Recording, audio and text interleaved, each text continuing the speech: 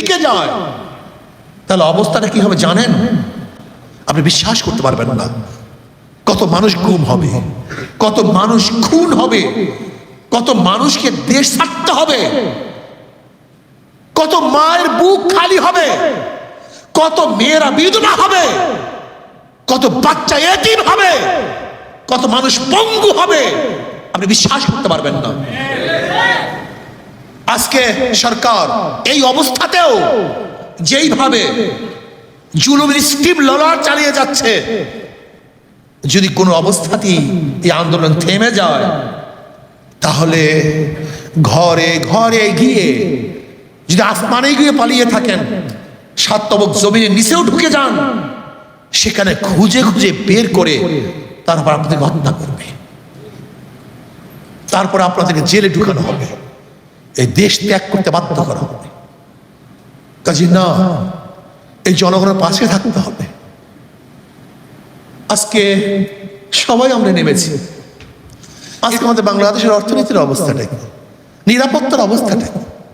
কাজে এই আন্দোলন শুধু ছাত্রদের মধ্যে সীমাবদ্ধ নয়, এই আন্দোলন এখন জনগণের আন্দোলন, এই আন্দোলন সবার আন্দোলন, এই আন্দোলন মাজলুমদের পক্ষে, জালেমের বিপক্ষের আন্দোলন, এই আন্দোলন মাজলুমদের আন্দোলন। মাজলুমরা ঐক্যবদ্ধ হয়ে জালেমদের বিরুদ্ধে লড়াই করার আন্দোলন এই আন্দোলন।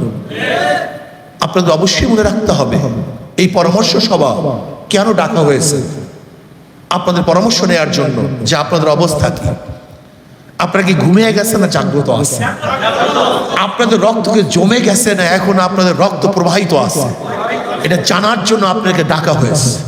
নতুন ভাবে আমাদেরকে জাগ্রত হতে হবে, আমাদের আবারও মাঠে ময়দানে নতুন ভাবে ঝাঁপিয়ে পড়তে হবে।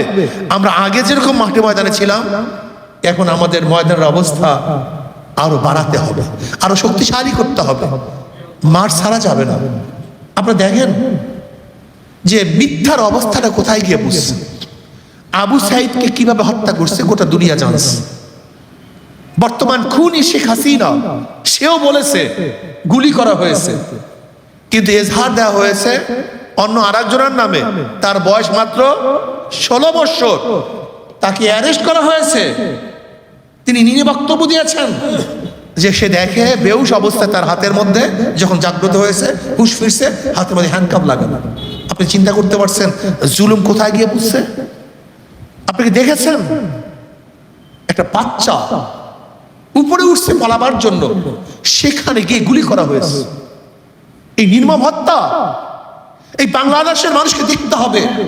এর জন্য কি স্বাধীনতা করেছিলাম? এর জন্য আন্দোলন করেছিলাম? আমরা পাকিস্তানের বিরুদ্ধে কি স্লোগান দেই? তারা ধর্ষক। যদি তারা ধর্ষক হয়, তা আওয়ামী লীগ তো ধর্ষক।